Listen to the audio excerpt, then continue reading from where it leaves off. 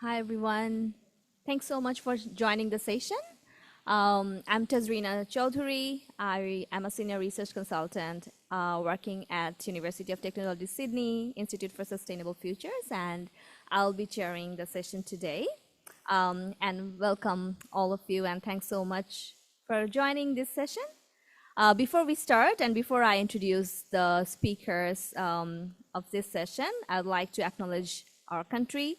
I acknowledge the traditional custodian of the land on which we live and work today, the Gadigal people of your nation.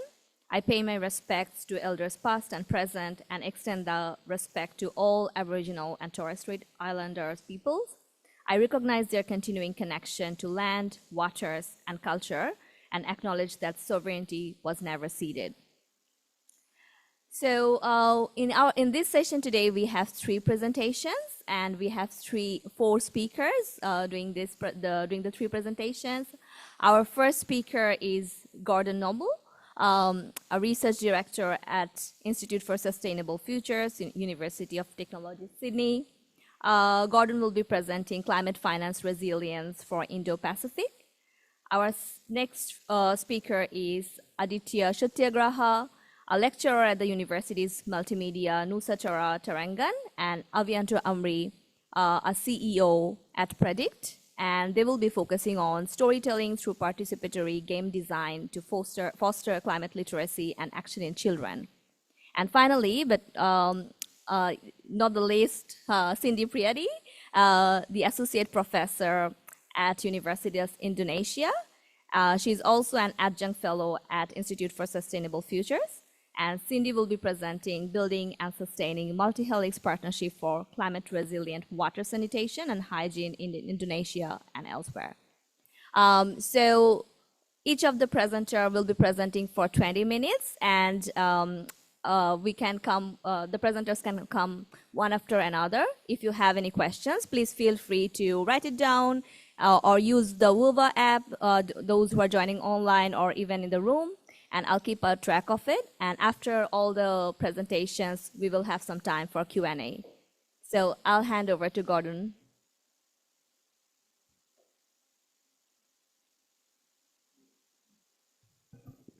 Thank you, Tazrina.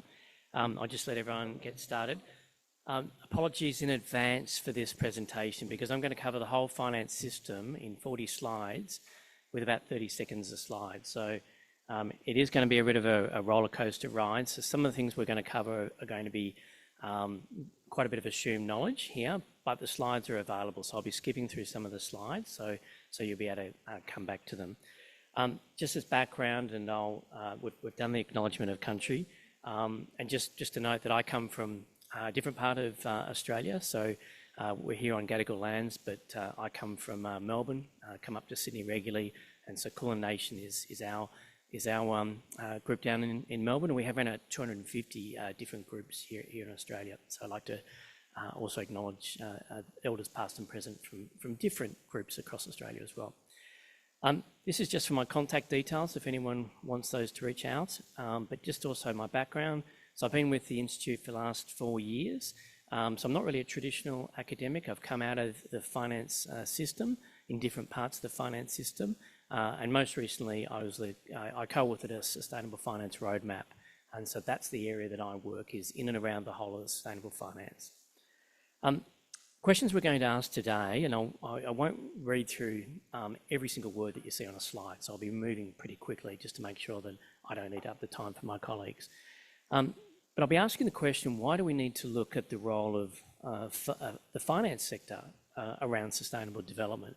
And particularly, why do we need to look at that question now, here and now?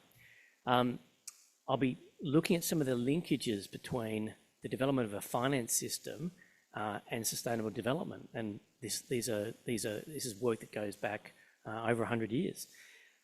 Looking at very briefly why the system is not working at the moment, and I'll be approaching this question from stock exchanges. So before we get into the detail of stock exchanges, essentially they're the way a lot of capital flows in the modern economy, and so I'll be explaining why they're particularly important in terms of the sustainable development. And what I'm proposing here is what I'm calling a climate sustainable development finance index. And I'll explain how indexes are also one of the key ways in which investors make decisions to allocate capital. So why is all this all important? Because ultimately, one of the backdrops to this is that whether it's sustainable development, whether it is trying to decarbonise economies or develop economies in a way that is low carbon, etc., the allocation of capital is going to be critical, and sustainable development outcomes can be basically delivered through finance sector if we have the right settings. So I'll come into that and what the policy implications may be. So I'm not going to go into too much detail as to this question because I think it's probably something that people are well aware of, but the official development assistance has some challenges at the moment.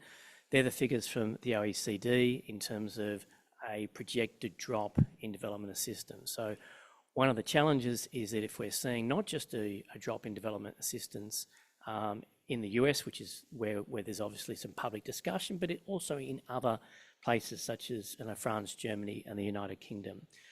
And what it means is if this is to be happening, what can we look at as alternatives?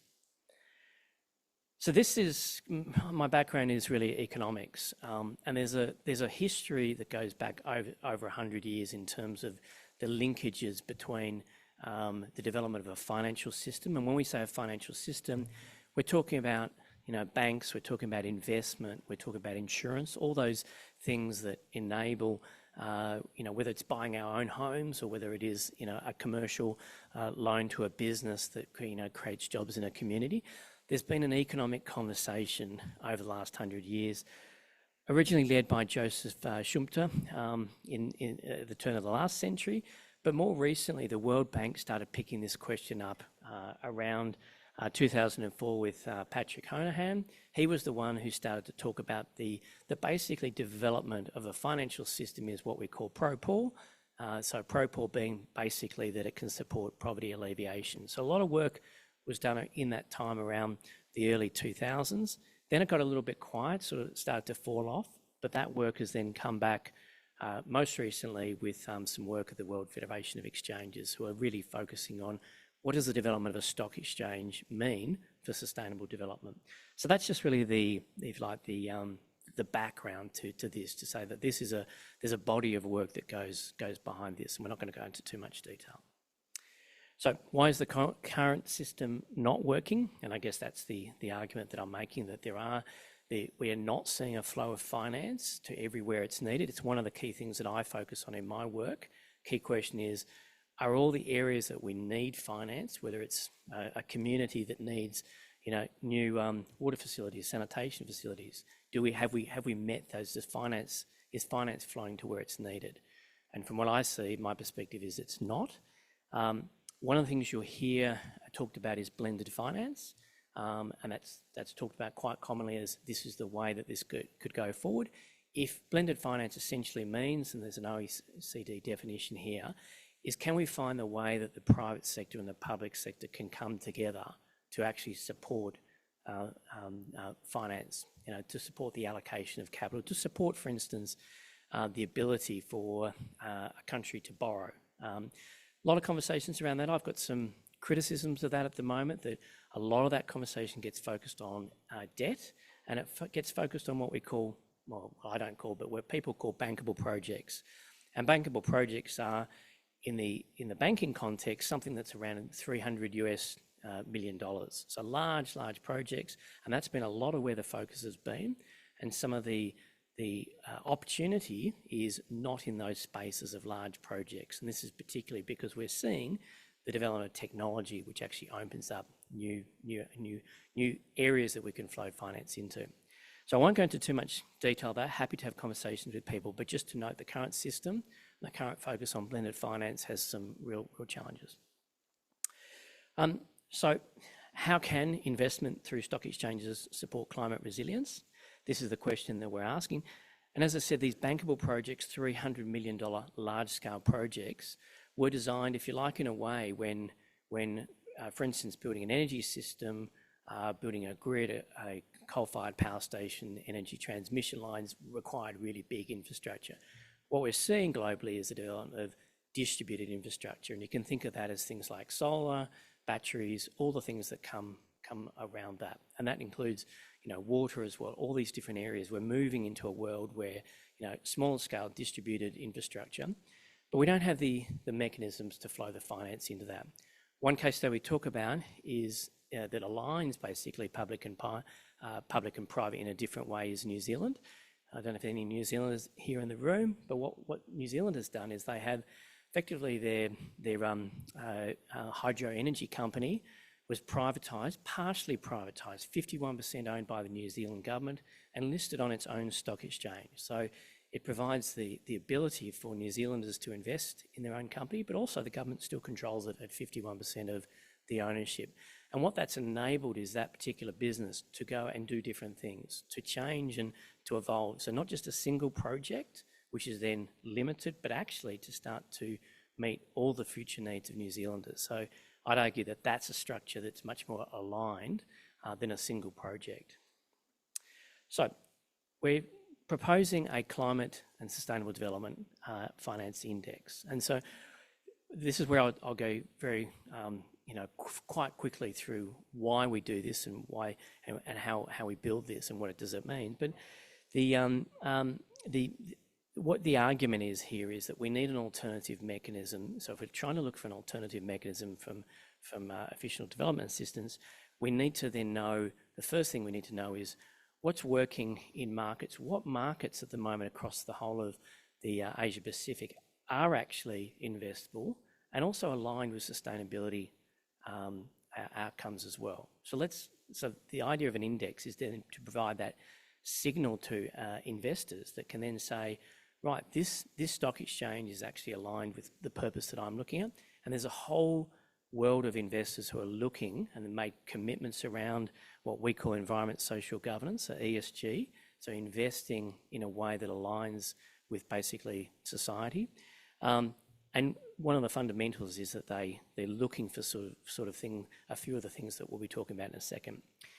So to build this index that we talked about, what I've done is look at 26 jurisdictions across Asia Pacific. I've taken out the ones at the bottom were basically countries where they've got a relationship with another country. For instance, with France, with the US, etc. So I've taken those out just to look at 26 jurisdictions across the region, and then start to look at exactly what they're doing in terms of do they have the mechanisms around to invest in a sustainable way through stock exchanges. So that's our list, 26.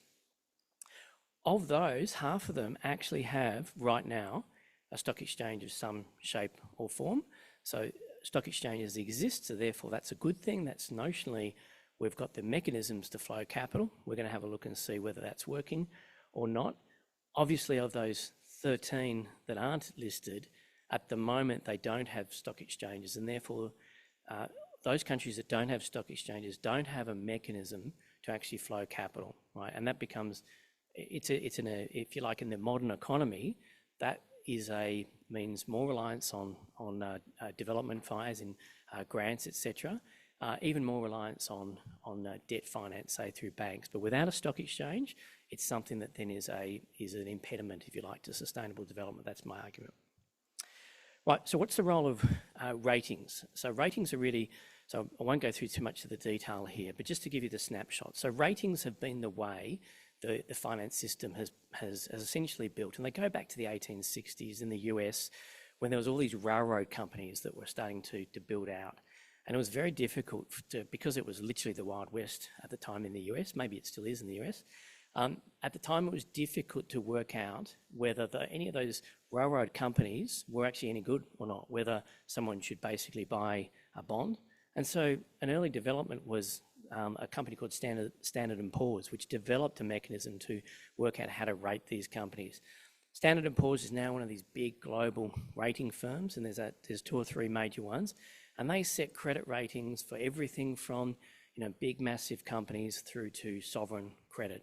So for instance, Australia has a AAA credit rating, and that gives us the confidence to borrow in global markets and finance all the things that we want to do in our economy, in our society, infrastructure, etc., based on that. So AAA goes down to CCC. Basically, it's the cost of credit, how much interest rates you pay. So the higher your rating, the better it is, right? That has then moved into this space we call ESG and sustainability. And so I've worked in that space. I worked for the company that we listed here, Innovest, which has then moved to MSCI. And there's a mechanism of how then, in the early days, a sustainability rating of companies was made. How did you actually do that? How did you actually assess whether a company was managing its environmental risks well? Did they have the policies in place? Did they have the actions in place? Were they, for instance, mining companies putting cyanide in a river and then polluting a population?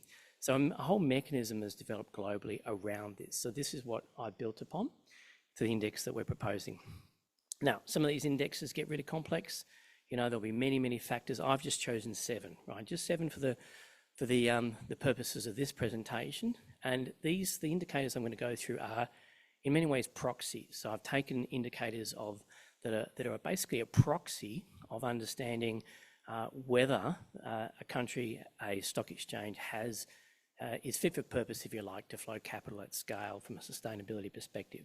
So I'll just quickly go through these and then I'll go through how we've built the index. So first one is market depth. Now, market depth is essentially there's a number of different ways we can measure this, and I won't go into too much complexity, but essentially we're talking about there are stock exchanges in the world that have thousands of companies listed. So the more companies there are and the more trading in those markets, investors want to go to those markets. And one of the challenges we have right now globally is 80 to 90% of our capital in the world goes to about 10 exchanges in the world, right? So this is not equitable. This is actually, in fact, we've got sovereign wealth funds from developing countries that are flowing their money to the developed countries and not investing in their own economy. So this really shapes the way in which we have access to capital, a fundamental thing. Market governance is then a critical thing. And what I've used as a proxy is membership of the World Federation of Exchanges, because this is sort of the global industry association for stock exchanges, but they have some criteria. That includes criteria around governance. So if you're not a member of this exchange, effectively this industry body for stock exchanges, it's an indicator that you really don't have maybe some of the governance standards that investors would expect. And then I've looked at sustainability governance. What are the mechanisms? How do we understand whether a stock exchange is committed to sustainability? And there's an initiative called the United Nations Sustainable Stock Exchanges Initiative, and there's around about 122 stock exchanges which are part of that. And as part of that, they're also transparent. They produce an annual survey, and they provide disclosure on what they're doing around sustainability. And those next 3 ones that I've got: listing rules, I won't go into too much detail, sustainability guidance and sustainability indexes. These are all questions that the UN through the Sustainability Stock Exchanges Initiative asked. And the final one is climate risk disclosure, which is what we're seeing nationally. We're seeing these legislation commitments to basically have companies and even governments disclose their climate risks. So that's a very quick, as I said, I'm going really quickly here, so I really, as I said, apologise in advance. I won't go through this in too much detail, except to just say the way I built this index is to scale. So what I've given a scoring, that rating methodology on the right-hand side is if a market has less than 50, I've just given it 1 point, and it has over 500, I've given it 4 points, because we know that essentially that's the mechanism. The more companies on an exchange, the more likelihood that it's one of the indicators that investors will go to that exchange. If an exchange has less than 50, unlikely that it's attracting a lot of interest. Won't go through these in details because I don't want to take the time of my colleagues, but this is the data that's behind this, and I'll come to the end. Governance indicators. Again, I've used 2 indicators, that methodology on the right, World Federation of Exchanges and Sustainability Stock Exchanges. So if they're a member of those, they get a point each. And I won't go through the data of those again, but the data's there for you to have a look at. I'll come to the end. Sustainability indicators, those 3 that I mentioned. Listing rules, which is basically you can't get onto a stock exchange and trade unless you have a listing rule, so that gets a point. Sustainability guidance, this is basically where a stock exchange says, here's the way we'd like you to report, some recommendations. And ESG indexes are essentially a way that supports investors globally who want to make investments in particular areas. So for instance, they want to align with, say climate. They want to invest in companies that have got climate plans. So there's a whole lot of ways in which markets then have indexes that support those decisions. I won't go through those again. And then climate financial risk disclosure. So this is again the legislation that we're seeing here. For anyone who's familiar, this is the International Sustainability Standards Board has set global disclosure rules around how we expect companies, and even, for instance, universities will be disclosing according to these standards. And in fact, in New South Wales, where we are, our two major universities, even UTS in the future, will be disclosing according to this. And so the methodology there I've got is we're seeing three types. We're seeing whether nations in that 26 jurisdictions have either consulting, whether they're implementing, or whether they've already started to implement disclosure there. So I've given them different things. So this is, again, so I'll really run through very quickly, but let's get to what it is what's the result. And the impact is that the total rating is ultimately an indicator of maturity. It's an indicator of the likelihood that investors are going to flow into different markets. So here's the total ratings, and I'll come through. What I might do is give you the final score here, the ladder, which I like to call. So anyone who's a fan of English, the English sort of football, they have a structure of the Premier League, first, second and third division, right? And so I've structured it like this simply to explain, right? To give you a ranking that you can see. So what can you get? So the Premier League, as I've called it, consists of four nations at the moment, according to those indicators. Australia, Singapore, Malaysia and Indonesia. All of these exchanges have got a large number of companies on those exchanges. They've all got good commitments around sustainability, and they've also all got commitments around climate-related financial disclosures. Those are the markets that are more likely to attract capital. Let's go to the third division. Third division is clearly those countries there listed don't have the ability to access capital, don't have the ability to, for instance, create a company that has, even with its own government, that invests in distributed infrastructure. The first and the second division are the interesting ones, I think. And this is where I think there's the opportunity to, through different instruments, to uplift, to basically start to get an improvement. So what I'm going to focus on is that second division, and that's those companies there, PNG, Fiji, if anyone's in the room from those countries, and also Cambodia, Laos and Myanmar. What are the policy implications? So I'm going to talk through these now. So of the 26 that we started with as an index, 13 can't access capital at the moment. And of course, many of those are Pacific Island countries. 4 of those countries, as I said, would be the Premier League. What we see with those countries, Cambodia, Laos and Myanmar, is that just because you have a stock exchange doesn't mean to say the investors will come. So these were exchanges that were set up in that kind of period sort of 15 years ago. There was quite a lot of focus at that time on the importance of the stock exchanges, but basically they don't at the moment, are not perceived to have the governance standards that would attract investors to come to them. So they've got very few companies on those exchanges, questions around their governance. And where I think the opportunity is in PNG and Fiji, which I'll come to now. So anyone from PNG and Fiji in the room? So you're probably aware of this, yeah? Great to see you today. So you're probably aware of these initiatives. So what we're seeing at the moment is that PNG and Fiji both have stock exchanges, and they obviously don't have a huge number of companies listed on them. But what I really like is that the exchanges are now starting to work together to get a shared infrastructure.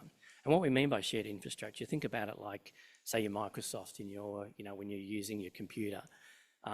Essentially, when you're building a stock exchange, in order to trade and buy and sell shares and all the things that come with a market, you need really that software, you need that development to make that happen, to make it easy, to make it transparent, to make sure the governance is right. So what we're seeing is that PNG and Fiji are collaborating to build a shared infrastructure.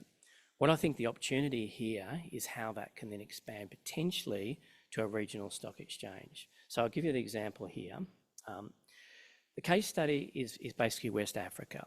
And so West Africa did this some time ago. it had exactly the same issue that, if you like, we see in the Indo-Pacific, in Asia-Pacific, in that they were trying to have countries having their own stock exchanges, but they weren't big enough, and they didn't have the economies of scale, and it was difficult to then get all the costs, if you like, to get an exchange. So they came together. The Ivory Coast is then those countries, Benin, Burkina Faso, etc., have all joined into a single stock exchange, right? And so that's now provided that platform where investors can come into that. And so I think that's part of the policy implication here. So I'll come through my conclusions. Hopefully I haven't gone over my 20 minutes. High level, what we're seeing is, clearly we all know this, that there's challenges around the ability to access government grants in terms of this environment of ODA. That's just a reality. What we know is that that ratings are a mechanism through investors make decisions, right? So can we find the mechanisms and build them and focus on our region, right? That's what we've proposed in terms of this index. How do we actually look at those 26 jurisdictions? And what the policy outcome is that we can see very visibly which countries do not have the ability to access capital and which ones are doing it, which ones have got the foundations in place. And where I get to is, if the opportunities, firstly, is that there is a need, in my view, for a regional stock exchange. There's already a precedent that this has happened. It can be built on sustainability principles, right? So there's already the foundation of how to do this, and there's already the effort going in to do this in terms of, PNG and Fiji are starting that foundation. So all those other countries that don't have, I think there's an opportunity there to start to engage. And if you had a regional stock exchange, the opportunity then is, say, with our capital in Australia, our superannuation funds, for instance, to then go and invest into those markets. Then the question is, how does our if you like, our governments in Australia, that's DFAT, Foreign Affairs and Trade, and other bodies, how do they support that development? How can we support the development of stock exchanges in our region? And then also, how do we support that second tier of exchanges that can be lifted up? So they're maybe not the Premier League, but there's a potential where that's Philippines, that's Vietnam, etc., that we can actually lift this. And then there's a potential, if we get this right, to then support the flow of finance at scale, but really focus on sustainable development outcomes. I'll leave it there. Thank you for your patience, and apologies that I gave you so much finance in such a short space of time, but I'm going to now hand over to Cindy.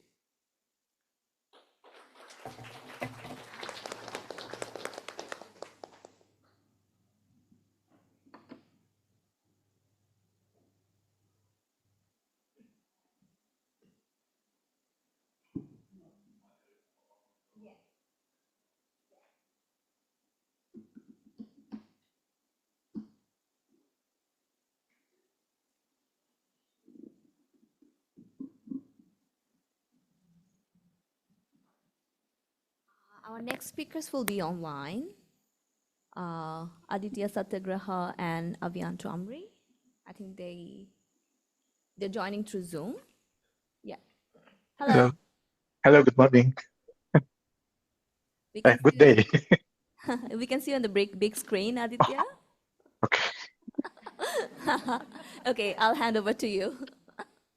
Okay, thank you. Let me share my screen first.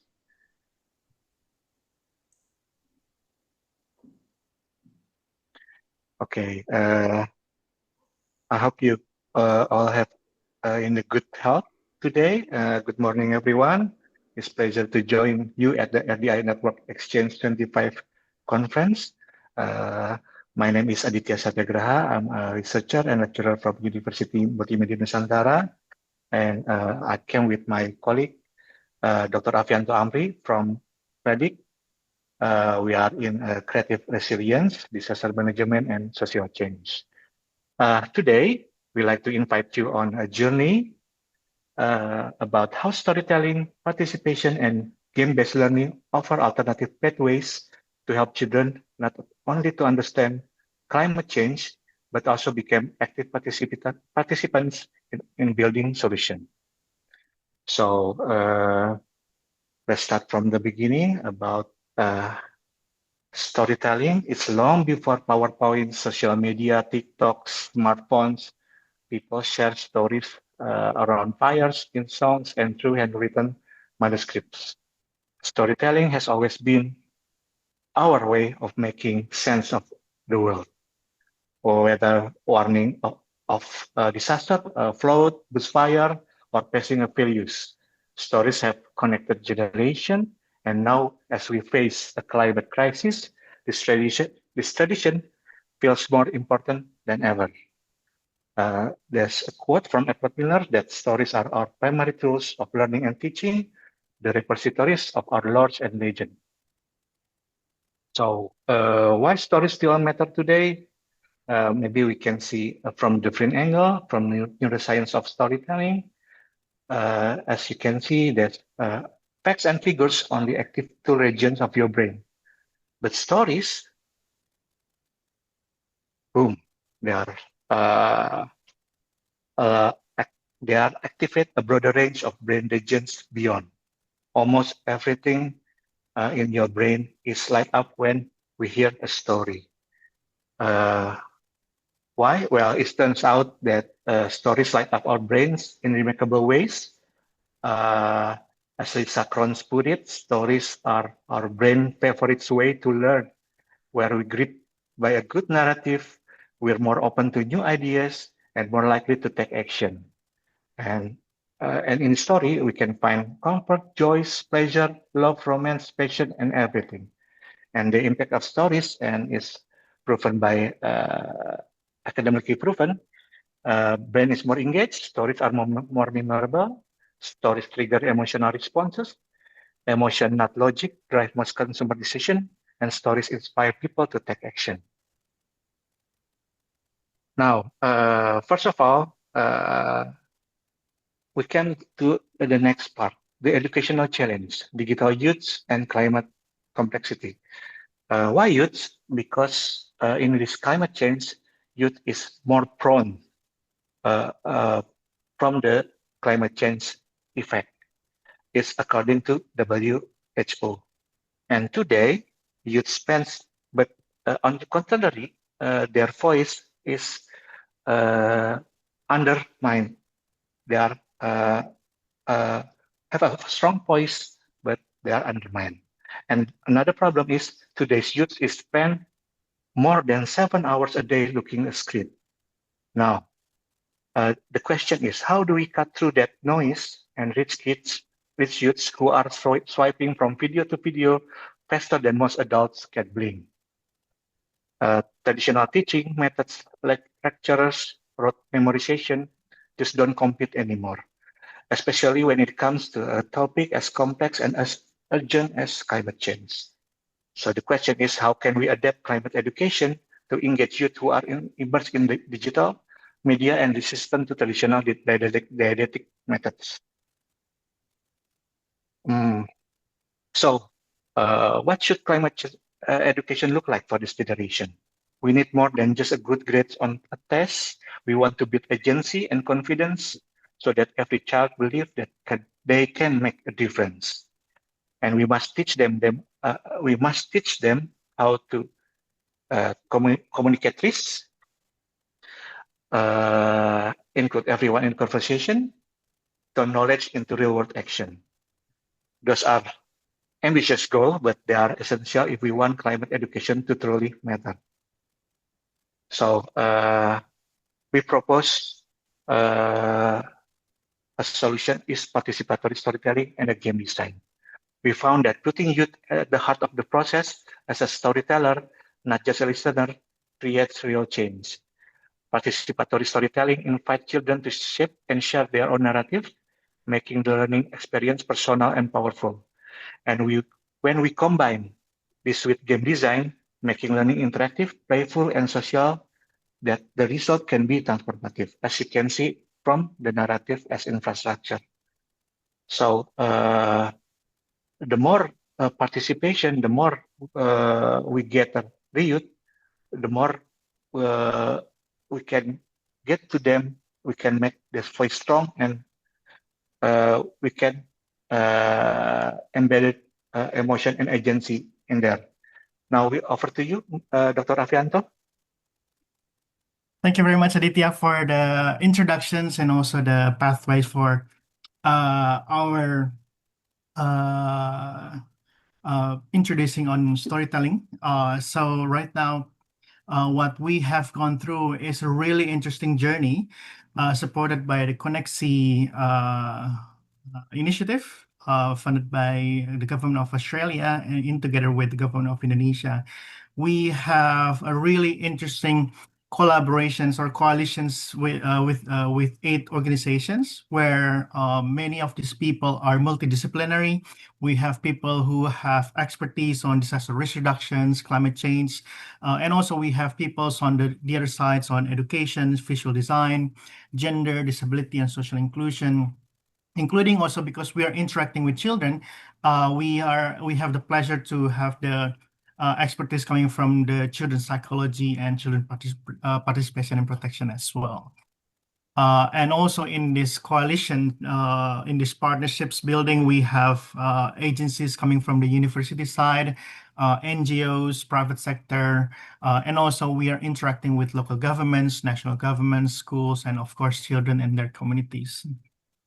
Um, so, hang on. So what we have done so far is at the beginning, we try to capture what are the key principles that we want to achieve when we develop the game. Because we're thinking that using gamifications for climate change educations, it will be a really effective way. So we try to identify first what are the elements on what we need to incorporate. So it needs to be engaging, it needs to be age appropriate. We were working with children in junior secondary school in Eastern Indonesia, about 8 locations in 4 different districts or city municipalities. It needs to be affordable and simple to use. We really want to have a game that can be inclusive as much as we can and accessible. It needs to be interactive, meaning that it will trigger interest, engage discussions, and build motivations for children to take actions. But also we know that children these days, they cannot have the withstand long duration. So it needs to be also short and also flexible, trying to accommodate between children who likes conventional non-digital game, but also we're also experimenting in developing a digital format as well. You need to be easy, you need to use easy to understand language. So that's why we have co-creation workshops, consulting with children's. We try to see what are the local cultural and values. And when you see the design later on in the game, is we try to incorporate the features that it is incorporating gender, disability, and social inclusion as well, and also other principles as you can see on the screen. So we started this research through kickoff workshops, and also we have consultations with national stakeholders and local stakeholders because we really want to capture inputs as much as we can, and also expectations, feedback from other organizations that have done or developed games in the past or engaged with children. So we did at least 3 workshops where we have multiple stakeholders to provide feedback on this in this research. And then we have a baseline study using questionnaire. So this is to capture their knowledge, their understanding, their perspective, including also we did a focus group discussions with children and teachers. And also we did an interesting tool we called visual diary. So we have like a group of students in different areas. We handed them forms where they can fill up what did they do on this day, on the next day for 5 consecutive days. And then the visual diary try to captures elements like who they play with, at what time, how long did they play, what is their day-to-day activities, what do they love when playing, what do they do not like when playing as well. So those things combined with questionnaires and FGD, it helps us to really understand the children's agencies on their preferences, their style of communications, their expectations, and also their concerns related to climate and disaster risk. We also experiment using photo voice method. So this is where children take pictures and then explain the picture based on their perspectives. And we give them prompts or questions that relates to the pictures. They have the flexibility to capture the pictures whatever they want. So these prompts like what are different roles of girls and boys in disaster risk reductions or climate change adaptations. Obviously, we tailor the questions to be more easy to understand for children their age, on that age, and also about what would be the role of children in taking actions on climate change adaptations, things like that. So it's really interesting tools where we are seeing voices or aspirations coming from the children lens using this photo voice.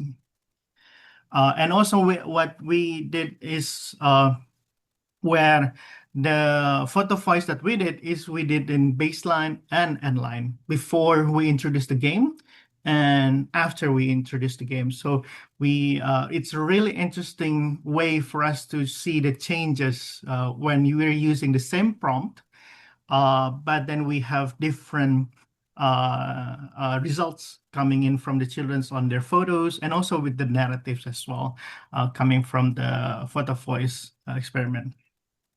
So looking at the on the research lens from a storytelling aspect is that how we can see local stories, game events, and player choices and outcomes, and then all goes to reflecting about what is the effectiveness of the game itself.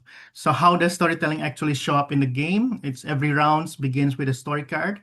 I'll show you the game right now. So this is the board game. So every round begin with a story card inspired by real events, maybe a drought hits or preparing for emergency kits, or there's a storm coming. In Generaxi, we call it the board game Generaxi, is that local stories are not just background. They shape the core game events that players encounter. Each event requires meaningful choices, giving learners agency and inviting critical thinking. So you can see in the in the screen, we have different characters. You have engineer, you have a firefighter, you have ranger, miner, and farmer, and also mafia. So there are 6 characters. We have 1 villain in the game. Each character has their own special power that will affect the gameplay. The idea is that you place the road cards, something like this, and then you place the road cards to make the path toward the finish line. The game itself is that if the mafia finish first, everybody lose. But if any other players wants to win, they need to win everyone needs to finish before the mafia does. So it They have to does. cooperate. Exactly. So they have to teamwork together to defeat the mafia from finishing first before them. You see also that there's a temperature indicator from 30 to 38. So what we do is in the game is that they have question cards and challenge cards. If they answer it incorrectly, the temperature rises. So from 30 to 31 and then all the way to 38. And then if the temperature reaches 38, all players will lose. So it does give you the subtle information that we are living in this world together, and we need to make sure that all players to ensure that the temperature doesn't reach 38, even the villain in the story as well. And also, if you want to reduce the temperature, we have like seeds, like tokens, where all players need to contribute with the number of seed or tokens to reduce the temperature, even the villains. So all players need to contribute in saving the world, in a sense. So it is something that we're trying to do to introduce. The challenge cards and the opportunity cards is actually a knowledge check or a test where we introduce them with different mitigation measures, actions, or adaptation actions that they can do, that children can do in their environment. We try to make it inclusive. I'll explain that a little bit later. Engaging and fun, but also it introduced the concept of climate change in a way using games. And what we actually aim for is to trigger discussion, to engage children to have critical thinking, and also it motivates them with adaptation and mitigation actions as well. So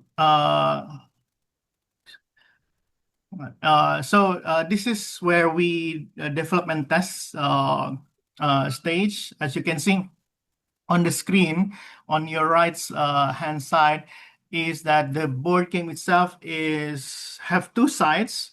The first side is you can play it regularly, but the second side is that you can have like touch the board game so you know the pathways. So this is to help children with visual impairments, so that even the children itself, they can, for visual impaired children, they can still play the game. We tested the game with children with visual impairment, hearing impairments, and also physical disabilities to make sure that the game is also inclusive. We did several rounds of testing. First we tested in Jakarta because most of the team members are in Jakarta, and then we do a field testing several times with the children itself.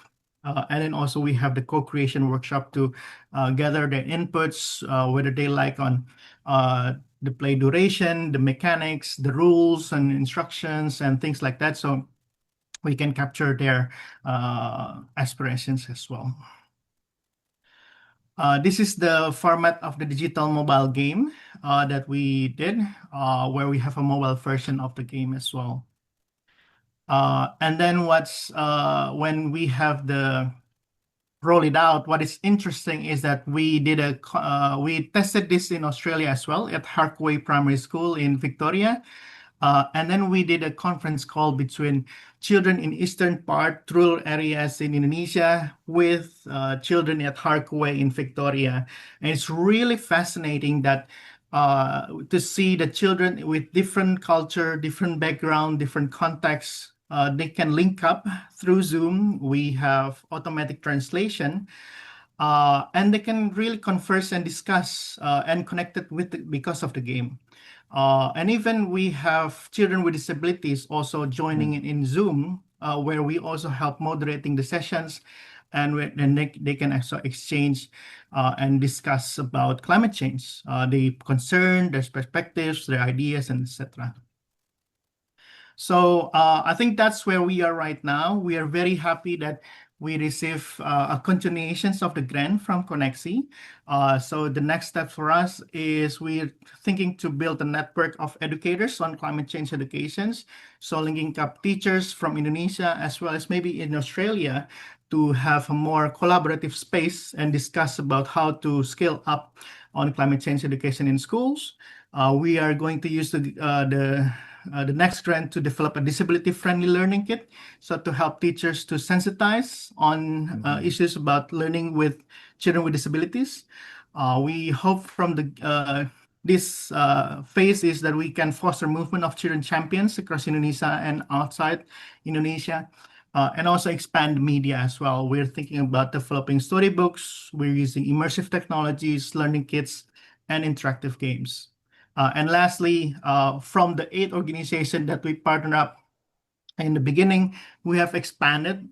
So right now we are about 15 organizations in this second phase, and we are really eager and enthusiastic for this phase of the journey of Generaxi. Thank you very much. I'll pass this Thank back you to very the much. moderator. Thank you very much. Thank you very much. You can clap for them. Thanks, Aditya and Avianto. Next up is Cindy Priyadi. Over to you.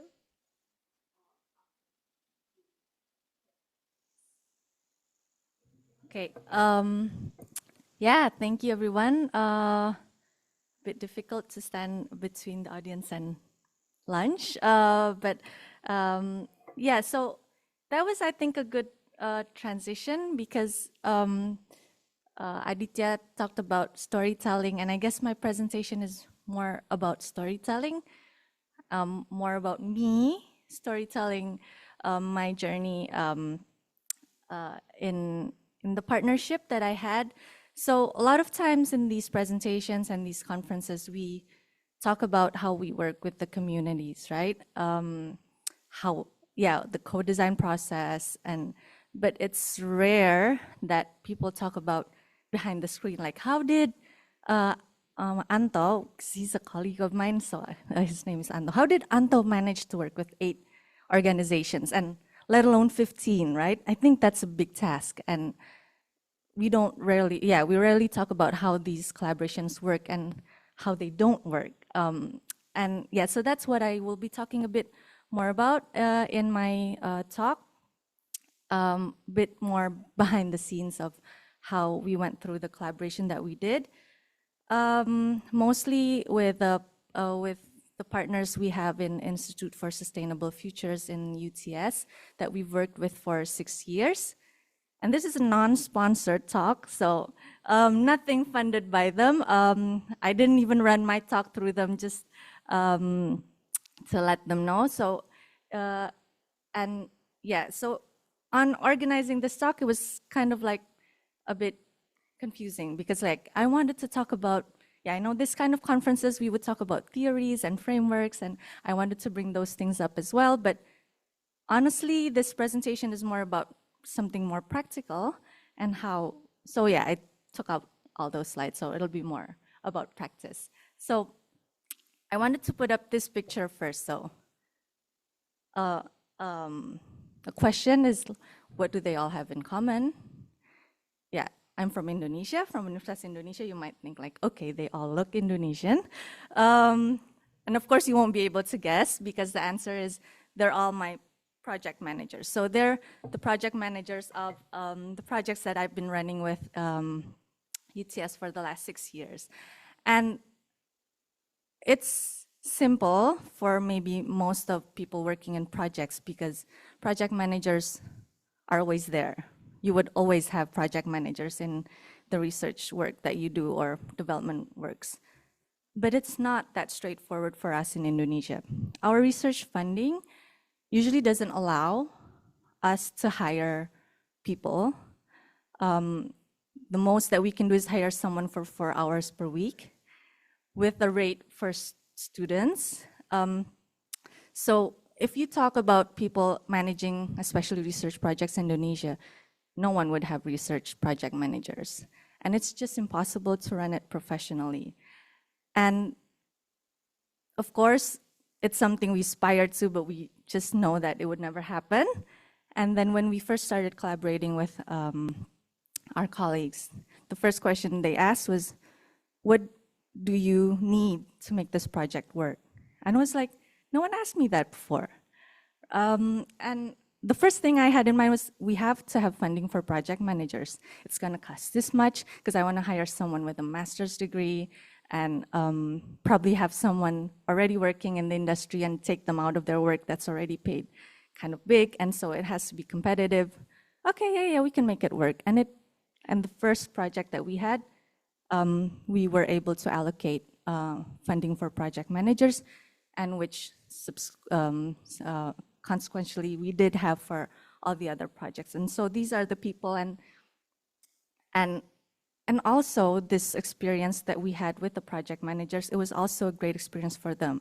Like one of them became a PhD student in UTS right now at her 3rd year. The second one, he got a scholarship for in UQ. because he also had experience working with the Australian universities. And so it's just amazing the snowball effect that you can have if you fund something properly, not just for the project, but for the people working in the project. So that's a bit of what I want to talk about. Very different from the first and second talk, but I hope it'll complement a bit. And the first 3 points are a bit more general, and the fourth points I'll talk more about the climate resilience part. So just bear with me if you're expecting to hear something technical about climate resilience collaboration. So I work, just a bit of background, I work in the water, sanitation, and hygiene sector, which we often call WASH. It's a wicked problem. I think we all work probably in different sectors. Yeah, just a bit of background in the Asia-Pacific region. We talk about safely managed drinking water and sanitation, which is a term that's used for with the Sustainable Development Goal. And a safely managed water and sanitation, if you reach a certain level, because it needs to be accessible, it needs to be available at all times, for example, and it needs to be free from contamination, for example. So these are the two maps. On the left is a safely managed water, and on the right is safely managed sanitation. And you can see that the levels are quite different, with a lot of countries still at the 0 to 25 and 25 to 50% of water and sanitation.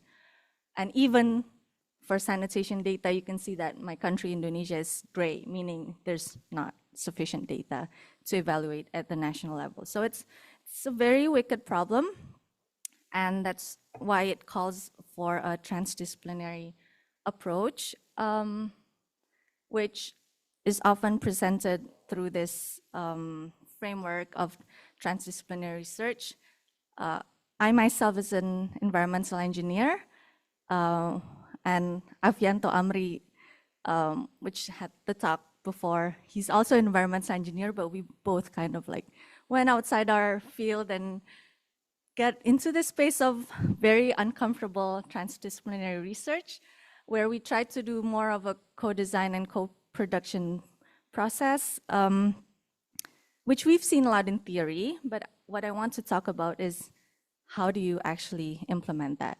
Because in this framework, and as Aditya and Anto demonstrated previously, we talk about co-design and co-production often directly on the project, on how you work with the community, how you work with your partners, with the government. But often we forget to take a step back and think about the co-design process with your research partners. And yeah, how do you do that in a way that's equitable and in a way that you actually really listen to your partners? So I think the first part we often miss. So we go directly to implementation or research definition together with the partners and the collaborators, but we don't start with the joint framing. We almost always start with already an idea. We know what we want to do, and then we ask people, okay, how do we do this? And when we talk about decolonizing in the first phase, we know that we actually have to ask the hard question of what is it do we want to do?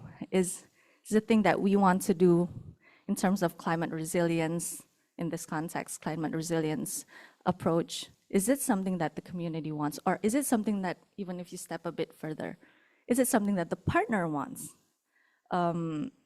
So yeah, I think this joint framing part together with your research partner is something that you need to do together. And this is an example of a first session of joint framing that we did for research in 2019, where we had all the different people in the same room, which are like which come from very different backgrounds. They were from the government, they were from the university, but they were also from the development partners, UNICEF, from UTS, and And even from the university, it came from different backgrounds. So we had engineering, but we also have the, people from the economics faculty. And this process led to the second point that I want to talk about is, what do you actually do in those sessions, right? So you have that sessions. Okay, we did a workshop, we did a co-design session. Okay, that's great. We ticked off the list. But what I think is really important in those sessions, that as a takeaway message for me for working this last 6-7 years together with partners, is that you actually need to listen to what people want. So in those sessions, what was interesting was that we got asked, what is it do you aspire to professionally and personally? That's a rare question. I don't get asked that a lot. Like, they just assume you want research papers as a first author, or you want to, or of course you'd be honored to work with like an international university partner, right? But that's not always the case. And during these sessions, it was really interesting to see that you separate the two aspirations. Now, you don't just ask about what's your personal or professional aspiration, but also what's your organizational aspiration, because sometimes they can differ, and it's also good to know. And in these, you can see that, like, for some people, because we had students in the room, and they said, like, yeah, we want to do our master's, or no, we don't actually want to work in academics, we want to work in the oil and gas industry, for example, and this would be good on my CV. And so you had really honest questions that, answers, that you wouldn't get if you didn't explicitly ask that. So I think this was what was really interesting. And what was good was that we took home these notes, we wrote them together, and we came back to it like every 2-3 months. We asked ourselves, are we following through? Are we really giving people what they aspire to? Because sometimes you get lost in the project and the output and the outcome of the project. These things are, it's not part of your KPI of your project, right? So why would you want to work hard on it? But we did follow up through it, and it was really important for me to learn that it's important to keep everyone in the project happy and understand that it's also beneficial for them. Like, for example, this is one project we did with Connexi, which is a partner of this conference and also a support of one of our projects. So in the beginning of our Connexi project, we sat together and asked, what do you want to learn about? So the topic was about climate resilience, but everyone in the room had different backgrounds. And when we got asked that, we thought a bit more. Okay, I want to learn about climate resilience, of course, but I also want to learn about artificial intelligence. Like, you wouldn't think of that when you start a project of climate resilience, right? But actually people in the room wanted to learn about artificial intelligence. And then actually some people wanted to learn about JEDC, because Connexi had JEDC indicators that were important. Okay, so JEDC is gender equality, disability, and social inclusion. For many people in the engineering, it's nothing we know about. So I actually want to learn more about JEDC. And then some people wanted to learn more about research to policy, because research to policy was also important to Connexi. And we wrote that down, and we actually did sessions during our whole project, like once every 2 months, where someone was assigned to go through 3 or 4 papers and talk about these topics, and shared it with the bigger research group. We're like, oh, I shouldn't have recommended learning on artificial intelligence. Now I have to be reading papers and talking about it. But that was fun. And so we saw that the project was not just running to reach the output or outcome of the project, but also, how it was important that everyone moved forward together. Yeah, so we had learning sessions, and then we also had presentation and conferences where the people that was sent was not the researchers, but actually the field team. They were bachelor's student graduates, which was rare because I think mostly for most project managers, like, let's just send out the PhD students, right? Or let's just send out the lecturers in these conferences. You would rarely send the bachelor student graduate to an international conference, but they got their chance and they come back like with their eyes glowing. This is my first time in an international conference, like so many aspiring people. And it's like, wow, so worth it. So worth spending all that money, not for just people who went to their 50th conference, but for people who went there for their first conference. And you can somehow have the optimism after they're sharing their stories, like they're gonna be someone really passionate in their field, you know? Because we told them that they're worth it, they're worth going to these conferences. Yeah, and it's just endless learning possibilities, right? So not just learning sessions or presentation conferences, but how do you determine authorship guidelines? How do you make sure that in your papers, you recognize all the people involved, including those working in the field? Because sometimes you just think they're enumerators, they're people collecting data. They're not part of the research. Anyone can do data collection in the field.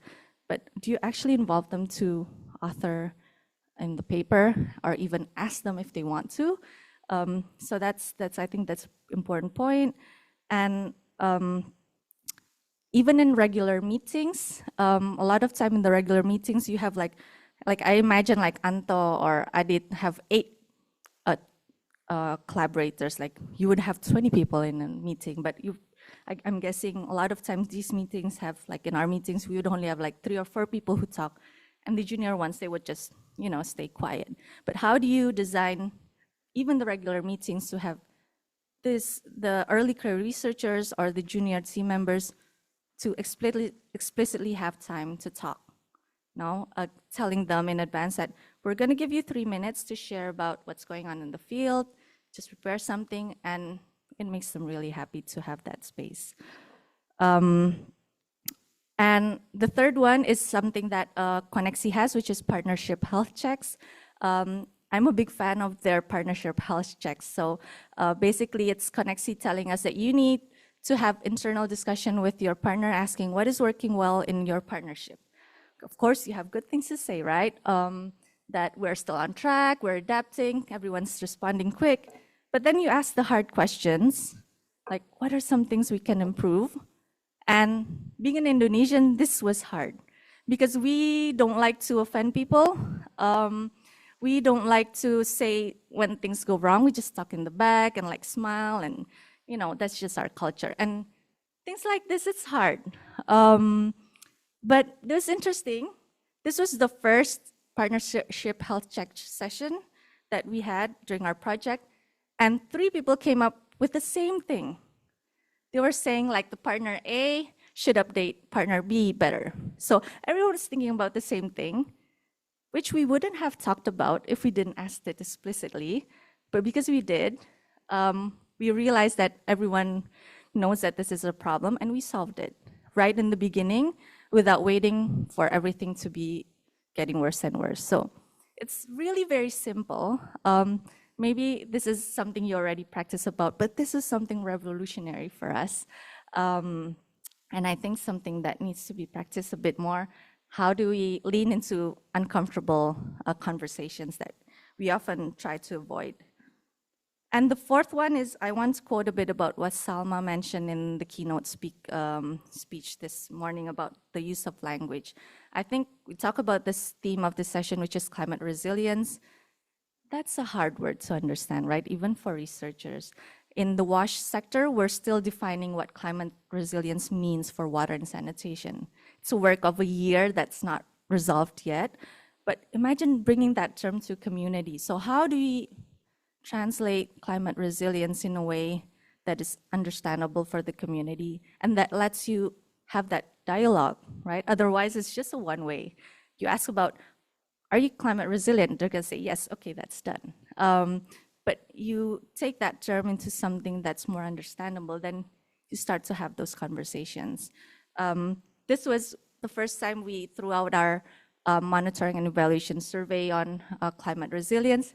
you see that guy on the right, he's like, I'm confused. I don't know what this is. And yeah, they were confused with, I mean, like we even tried to put them in really understandable term to our perception, but no, we had to go to 3 trials to really rewrite the whole questionnaire to actually make the term climate resilience understandable for people.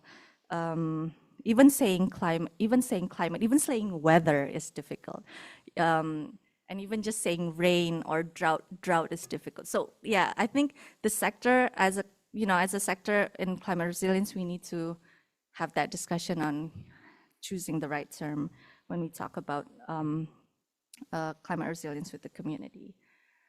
And yeah, so just before I close up, so this was a sweet memory that I had from the first co-design project that we had with the partner in UTS. And yeah, so this is kind of like a love story, I'm telling you. But yeah, when putting up these slides, gave me a bit of tears. And I guess it's a great experience to have. And thanks for Connexi to support all that process. And I hope all your collaboration goes really well with your partners. Yeah, thank you.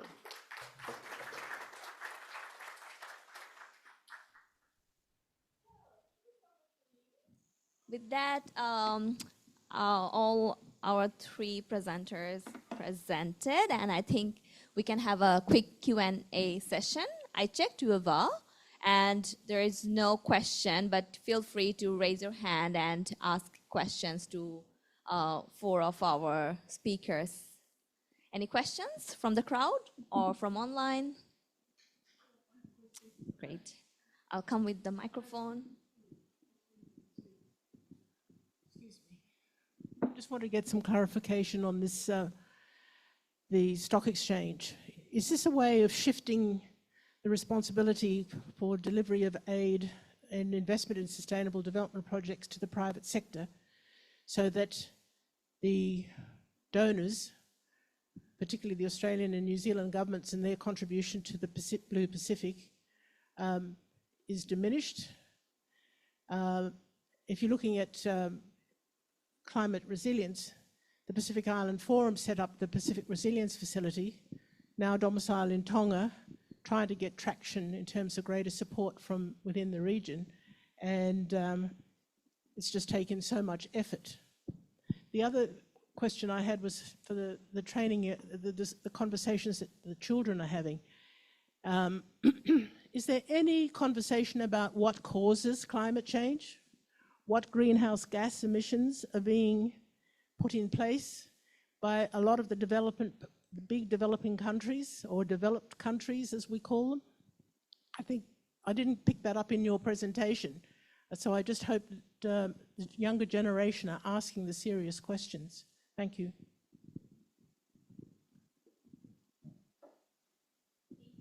I'll pass it to Gordon. Should I go first? Yeah. Look, from my perspective, it's not about taking away from something that should be happening. So this is, in terms of developing stock exchanges, it's not a competition between aid, if you like, and stock exchanges, and it's certainly not about the example I was giving about New Zealand was where you saw the private sector working with government. So the way that you can do that is through a stock exchanges, which is what they're doing. So 51% of their energy company is owned by the New Zealand government, and it's on a stock exchange. So I kind of see at the moment it's certainly not about taking resources away. In fact, it's really about the private sector, the finance sector stepping up.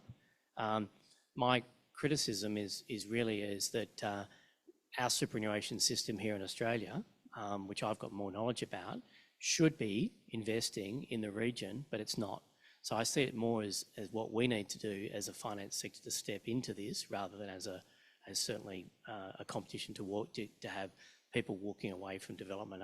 I certainly don't see that at all. But it is about the finance sector being responsible. I hope that answers it. Thank you. I'll pass it to Avianto and Aditya for the next question.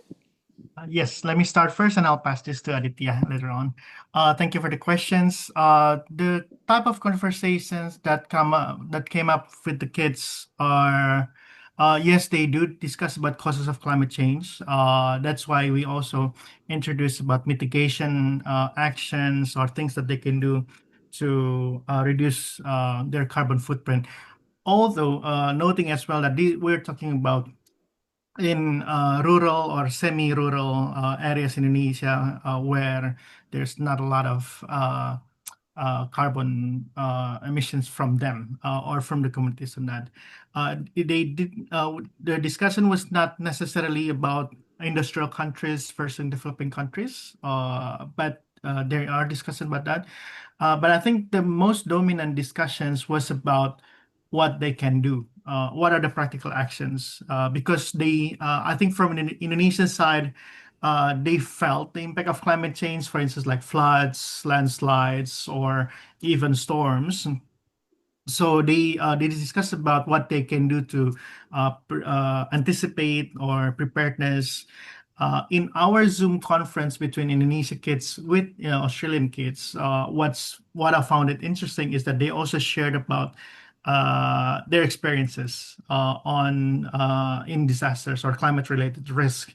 For instance, like kids in Harkaway, they mentioned about bushfire, and then also they shared the concerns, and also they mentioned about what steps that they have done to mitigate it. And it's also interesting because in that part of the eastern Indonesia, there's not a lot of forest fire or bushfire, but they do share about floods and droughts and storms as well. They exchange about what are the things that you put in your go bag, and I found it's really interesting to compare perspectives coming from Australian children and Indonesian children. I'll stop there and pass it to Aditya. Thank you. Thank you. Just let add a little bit about the children in Indonesia and about the children. How do we discuss about their experience? They're more talking about their daily life, about what the climate change affect to them, about how they cope up with the climate change effect, and their exchange with, like Anto says, with the children in Australian, like, the weather is more hot every day, so I have to walk with umbrella or something like, I have the piece of water, something like that. Thank you. Thank you. Thanks so much. And thank you everyone for joining the session. I think we are 2 minutes late. Lunch is ready. So enjoy the lunch. Thank you. See you around. Thank you very much. Thank you very much.